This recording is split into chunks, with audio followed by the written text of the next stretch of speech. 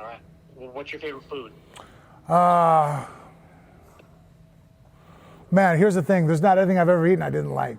But I think I like, my favorite food's probably a thing called focaccia my wife makes. It's like an Italian meat bread where she rolls it up and it's like sausage type meat, like salami and marinara sauce with Parmesan cheese. And then she rolls it up like almost like a meat bread type thing and then bakes it so it's crispy bread. Yeah, that's probably my favorite. But I like all kinds of food, everything from, let's see, a picadillo, a Cuban dish that my father makes at the house. My wife's, her mother, Austrian, on the mother's side of her family. So I like goulash and schnitzel, big time. And then I'm a big fan of beer. That's probably one of the problems, the reason why I'll never be a real svelte guy. I drink a beer with almost every meal, you know what I mean? I don't get drunk, occasionally every once in a while, but once a year, I like having a beer with lunch and dinner. It's understandable. And my next question is, what was your favorite drink? My favorite beer is called Rochefort. It's from a Belgian abbey. It's like 150 years old. It's super rich, dark. It's like about 9% alcohol. So 2 or 3 of them and you're feeling pretty good in life. That and a cigar, and I've hit the trifecta. What is your favorite color? Well, I guess black's not considered a color, right? But I guess I'll go with that one. Makes sense. What's your favorite movie? Oh man, I got tons. We could sit here all day long. I like everything from Equilibrium, There are a lot of indie movies I like, because I think Equilibrium actually describes about martial arts, But I like scenes in movies. Man, I'm just a movie buff. I can sit all day long. One of my favorite scenes that describes me good, here I got one for even more detailed question. The movie Troy. Hector is going to have to go face Achilles because he killed his lover. In the movie, it was his cousin. I'm sorry, they switched it up, And so, this unstoppable force, and Achilles is outside. And Hector's still strapped up, put on his helmet, grabbed his spear, kissed his wife and his child goodbye, and still went to battle to try to win, knowing that his chances were not great. He saw how great of a warrior Achilles was. And it's funny because so many people, whenever I go into battle, they always question it, like, well, do you think you're going to win? I'm like, does that matter? In life, we have to face war. We have to face that lion at the gate, right? Obviously, I'm going to do the math in my head and figure out what statistically I can do to make myself successful, and I want to win. But even if I think that the odds are not in my favor, do you not show up to battle? Men haven't been allowed that privilege in real life. It's like, oh, we got this war. These guys are coming. It's like the old joke on why we used to make fun of the Polish, right? Well, during the war, it's because they were on horseback. They only had a cavalry. When they're going against the German tanks, they attacked on horseback. And it's funny because people make fun of them for that. That's where they tease about the Polish jokes. But to me, I think that's heroic. Here you're on a horseback. You're staring down a living, breathing steel dragon that's destroying you. And you sit there and you go, my wife and kids are behind me. I'm going to charge forward. And I'm either dying or you're dying. But one of us is not going to make it to the end of the day. So I find that type of behavior very admirable and what I try to, model my own life after. God damn, dude. You need a podcast just talking about movies. What the fuck? What the hell, Frank? Man. What's your favorite TV show? Let's see. I fall asleep every night to Futurama on repeat, over and over again. I watch it a ton.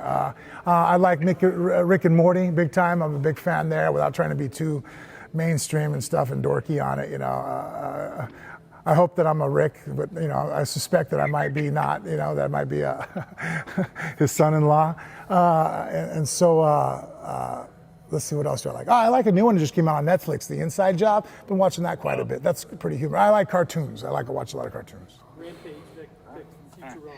Oh, did he really? Futurama? I didn't know that. Yeah, Rampage loves Futurama as well. Oh, we got something to talk about. All right, cool.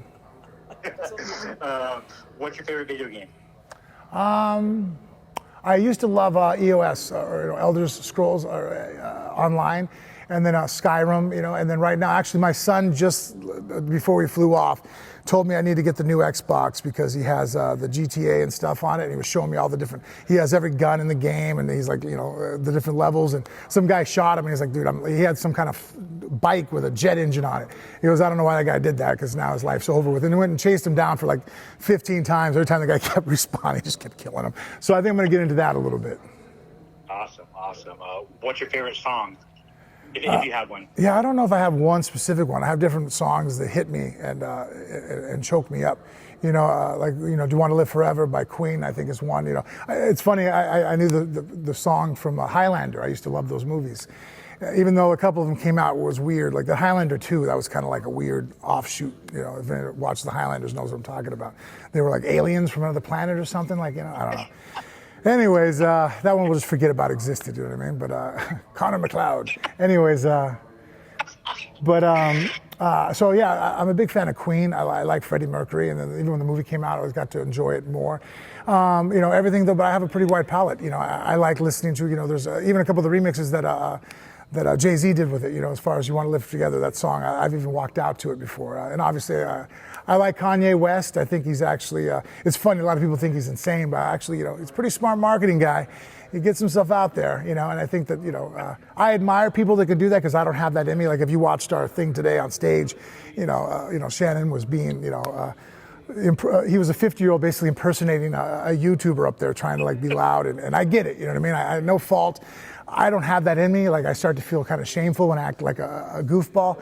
I'd hate to see anybody up there see me, I'm a father, I'm a husband, and, there's a certain way men are supposed to act, and that just is not the way I do, and I see the merit behind it. And again, I admire people that are able to act stupid and push up their score and their brand. It's just not the brand I portray. Understandable. What's your favorite place to travel to? Oh, you know what? My favorite place is Turks and Caicos. I'm a South Atlantic type of guy. I like the water where I can see what's in there because I'm petrified of stuff in the water that touches me if I can't see it. So, I'm not a big fan of going to the Pacific. My wife's a California girl. I don't understand why you'd ever go to a California beach. Besides, to be on the beach is nice, but I don't get in the water. About ankle deep is about as far as I go. And then if seaweed touches me, I scream like a great white was attacking me. But I like the bath water of the Atlantic. It's crystal clear. I can see it, out for hundreds of feet, and it's a super, 70 degrees. It's beautiful. So, yeah, the white beaches. I've been to Cuba, so very similar atmosphere. But I just wasn't able to bring my family. I didn't feel. Sorry, it's not that I don't feel safe, but anytime I go to another country, I'm apprehensive of bringing my wife and children, because if the shit hits the fan and it's me, I'll find a way out. It might not be pretty, but you ain't stopping me. I got my wife and kids with me. That scares me because then I have leverage. You can get me to do anything. That's why, if you got a hold of my wife and kids, who needs to die? What do I got to do? You got complete control over me. So that scares me to travel with them. Understandable. Who is your favorite athlete? Kobe. Man, that guy just feels sometimes even right now, just saying his name makes my face hurt. I don't think I've admired another human being as much as I admired him and his work ethic and his mindset. He was a great athlete, but he was so much more than that. Mentally, he was one of the greatest warriors I think that ever lived. If that guy had grown up in a military family, he'd be one of our greatest generals of all time. The guy's mind was just second to none as far as the competitive mindset of what he had. And I'm a big fan of Jordan, too. I think he's a phenomenal basketball player. And out of the two, I think Jordan was a better basketball player. But as far as whose philosophy that I like to embody more, I think Kobe had that just a little bit, just more, it was able to explain to the layman terms his work ethic and who he was. I think Jordan just had an undominable spirit and a drive that very few humans have, if any, Yeah, totally. Who is your favorite fighter? Well, the fighter that I model my athletes off of, if I can mold them like my daughter, I'm molding her from the beginning, is Georges St. Pierre. I think, he's a phenomenal wrestler, great striking, and then submission abilities on the ground, and well-rounded and great transitions, and could take people out of their element and fight them anywhere. And so that's why my daughter's a national champion wrestler. I've pushed wrestling as her base. I think we just said this in I was talking to the announcers. If you gave me, Tyson Fury, Gable Stevenson, or Gordon Ryan, who would I want to train to get ready for MMA? Well, I'm choosing them in this order. Gable Stevenson by a long shot, then Gordon Ryan, and then I'd have to take Fury if we're getting ready for MMA. And he would be the best out of all the boxers.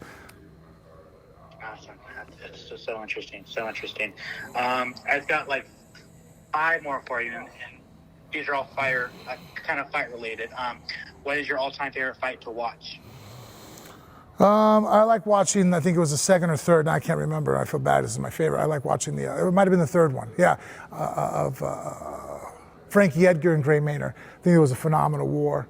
Real battle of attrition. Seeing Edgar, I think in the first round, second, got knocked down 3 or 4 times, and to get up, he was doing back roll handsprings to try to keep the fight from being stopped, and came through. I like seeing, like, it goes back to movies. I don't want, a guy goes out there and front runs and beats somebody up, that's one thing. But if a guy's losing a fight and turns it around, like, I find that admirable, and the qualities that we want to pull from, because we can't always be taking the lead. We're not always going to be the best. But humans, look, we have no teeth, we have no claws, as far as sharp teeth, but we're the king of the jungle. Why? Because of our ingenuity, our ability to adapt and improvise and overcome.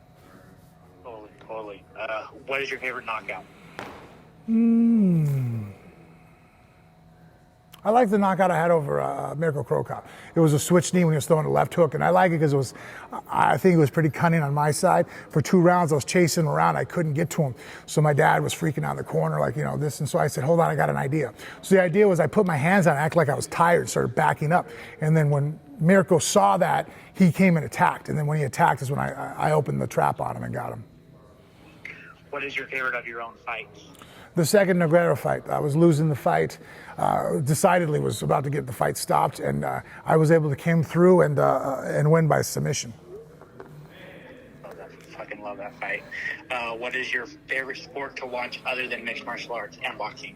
Oh, I love boxing. I love football. I love watching football. My kids now are heavily into it. For a little while there, I was a little bit bittersweet on football because I think, if things had lined out differently in life, I would have gone more that direction. But growing up in Vegas at that time, the opportunities weren't there that they are now. And so, I'm enamored with football. I'm a fan of defense. I mean, there's some offensive players I like, but, when I watch, John Lynch and stuff, who's since retired, but he was probably one of my favorite players because he was very calculated and intelligent and could hit like a ton of bricks. Yeah, that dude was a savage. Yeah. What is your favorite submission to practice? Well, the rear naked choke's my favorite submission. I think all submissions lead to that.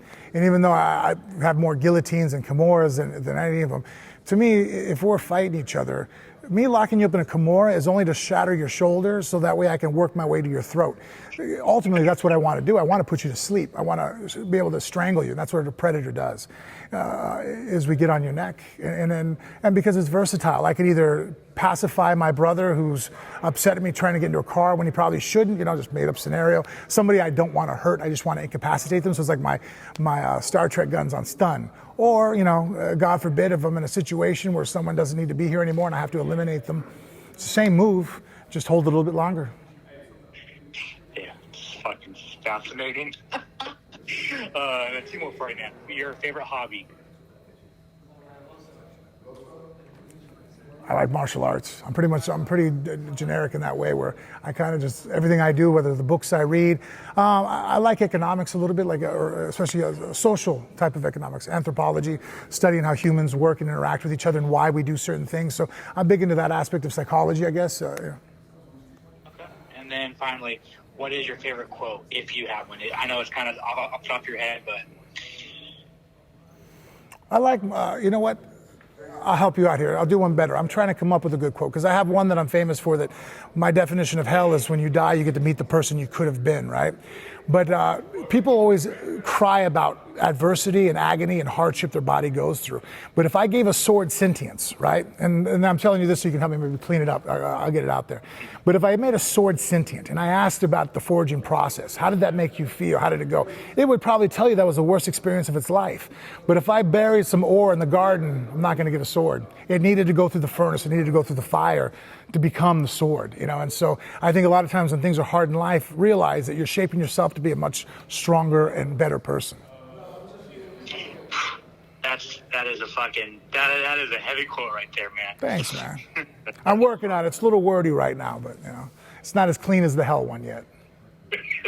No, for sure. Awesome. Well, that's all from me, man. And thank you for your time.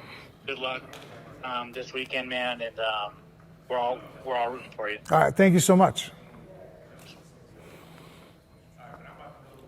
Good questions. Thanks. Cool interview. Yeah, he's a good dude. Yeah, I liked it a lot.